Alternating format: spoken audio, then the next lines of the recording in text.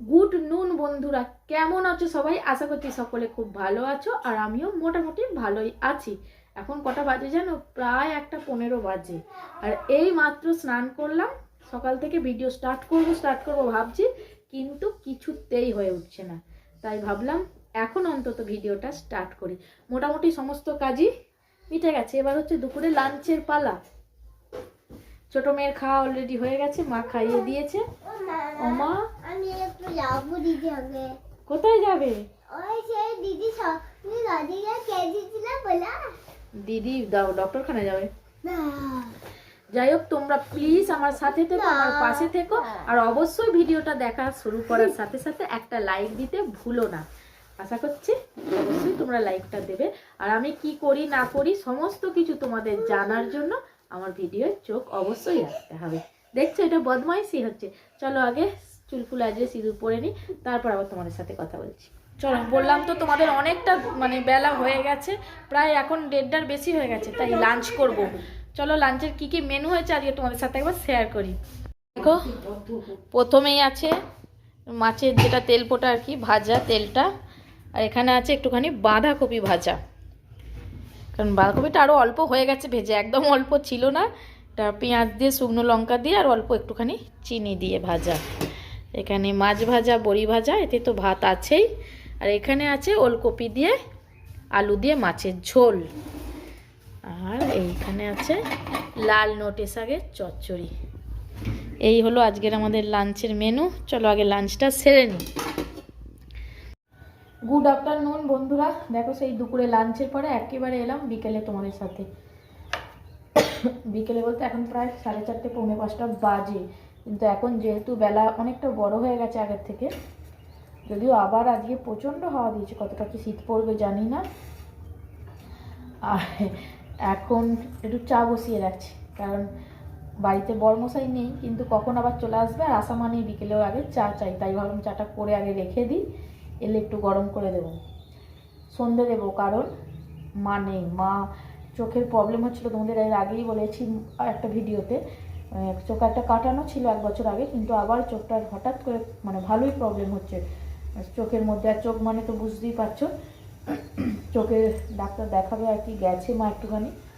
তাই ভাবলাম আগে চা করে কুকুরে ভাতটা বসিয়ে দেবো, তারপরে সন্ধ্যা দিতে যাব। আর তোমাদের সাথে একটুখানি, হ্যাঁ দিদি, কথাও বলে নিই। হ্যাঁ দিদি, কেন? গুড ইভিনিং বন্ধুরা, বিকালে তোমাদের সাথে অল্প একটু কথা হয়েছিল, তারপরে কারেন্ট অফ হয়ে গেছিলো। তারপরে কুকুরে ভাত বসিয়ে সন্ধ্যা দিয়ে অনেকটা সময় চাও খাওয়া হয়ে গেছে।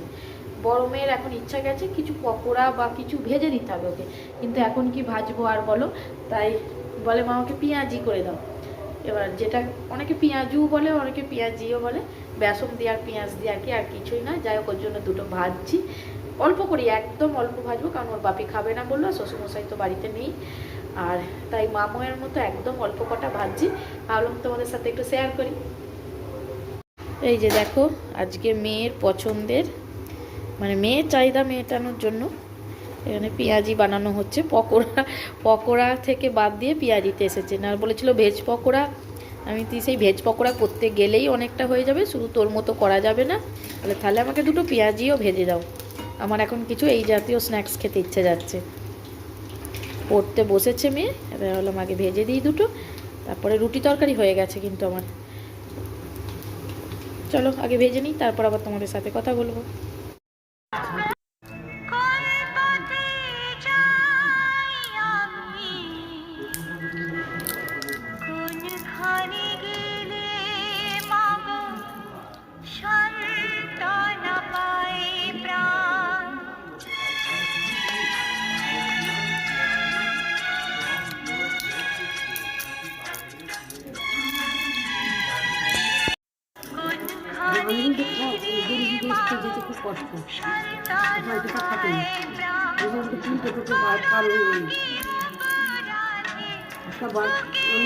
গুড মর্নিং বন্ধুরা, দেখো একেবারে কালকে সন্ধ্যার পর সকালে পুজো করছিলাম, সেটা তোমাদের সাথে শেয়ার করেছি। আর তারপর একেবারে এখন এলাম। এখন কটা বাজে জানো? পুরো 9টা। পুজো তো আমার মোটামুটি সব কমপ্লিট। পুজো মানে মানে বাসি কাজ। ভোরবেলা উঠেছি 4:30টার সময়, উঠে মানে ঘরের ভিতরের যেসব কাজ ছিল আর কি, কপাট খোলার আগে উঠোনে একটু অন্ধকার ছিল বলে ভয় ভয় পাচ্ছিল, ভিতরে সমস্ত কাজ সেরে তারপরে বাসে উঠোন ফুটুন ঝাঁট দিয়ে একবারে স্নান করে, আজকে যেহেতু সোমবার বাবার মাথায় জল ঢেলে একবারে পুজো সারা কমপ্লিট। এমনকি মানে আধ ঘন্টা পরে একেবারে ঠাকুরের এঁটো বাসন তুলে ধোয়াও হয়ে গেছে। বড় মেয়ে অনেকক্ষণ আগেই উঠেছে, উঠে মানে মুখ ফুক ধুয়ে খাওয়া হয়ে গেছে, স্কুল যাবে। কিন্তু ছোটো মেয়েকে আজকে স্কুলে পাঠায়নি, কারণ মা নেই। আমাদের এর আগেই বলেছি মানে চোখের প্রবলেমের জন্য একটু ডাক্তারখানা গেছে, আর আনতে যাওয়ারও অসুবিধা হবে, সেই জন্য আর ছোটো মেয়েকে আজকে পাঠায়নি। দেখেছো? চলো তাহলে কি রান্না করি না করি, যেহেতু সোমবার আমাদের ভাত হবে না, সবই তো তোমাদের সাথে শেয়ার করব। আর প্লিজ তোমরা কিন্তু না স্কিপ করে দেখবে ভিডিওটা, পুরো ভিডিওটা দেখো। বন্ধুরা আবার সেই রান্নাঘর থেকে স্টার্ট করলাম। পুরো 10টা বাজে। ওই যে বড় মেয়েকে দেখতে পাচ্ছ কি? দেখতে পাচ্ছ না? চেয়ারের জন্য ওখানে বড় মেয়ে বসে আছে, খাওয়া চলছে আর কি, স্কুল যাবে।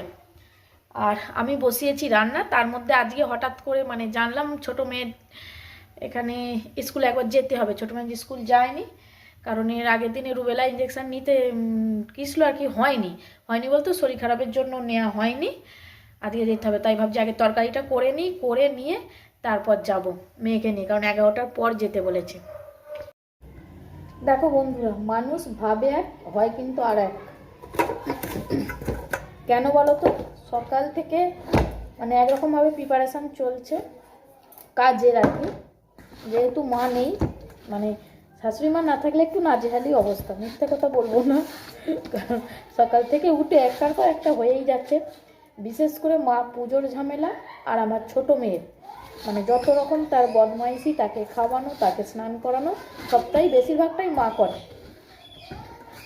আর তারপর আমার তো দুটো মেয়ে, কুকুরের রান্না, নিজেদের রান্না, পুজো, বাড়ির কাজ সমস্ত একসঙ্গে পড়েছে, তো তাই একটু অসুবিধাই হচ্ছে। তাও মোটামুটি ভোরবেলা উঠেছে যেহেতু অনেক কাজ হয়ে গেছে। বড় মেয়ে তো রেডি ফেডি হলো, সেটা একটা ঝামেলা। মুড়ি খাওয়াচ্ছিলাম। হ্যাঁ,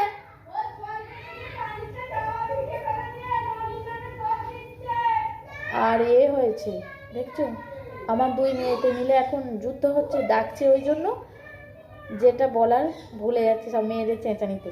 বড় মেয়ের স্কুল আজকে নেই বলতে মানে আজকে ক্লাস ফ্লাস হবে না, কি অনুষ্ঠান আছে একটা অন্য স্কুলে, সেখানে, ওই জন্য আর আজকে গেল না।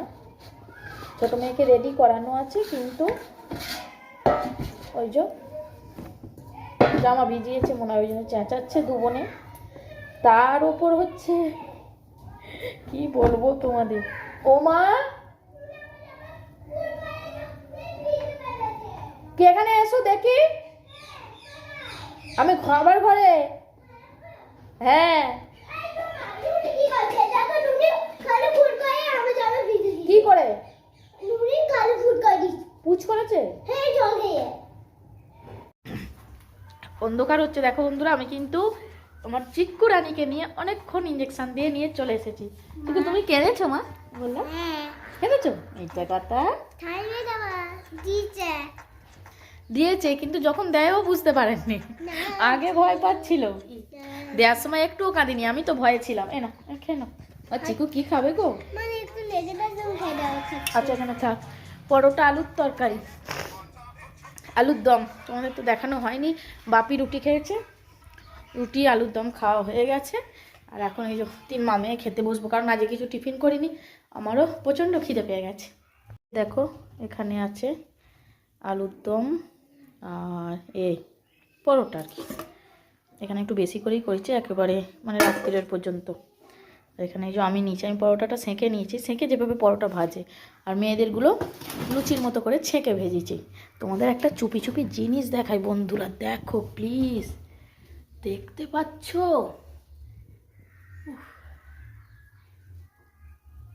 ঠিক যেইভাবে মানে ইউটিউবে বা এতে শর্ট দেখায় না, ঠিক সেরকম নয়। বলো একবার, ইঁদুর 6টা ইঁদুর এর ভেতর ঢুকেছিল, মা আটকে দিয়েছে, মানে আমাদের রান্নাঘরকে একবারে তছনছ করে ছাড়ছে, এরকম অবস্থা। এভাবে এখন ওদের আটকে রাখা হয়েছে, দেখা যাক কতদিন কি থাকে।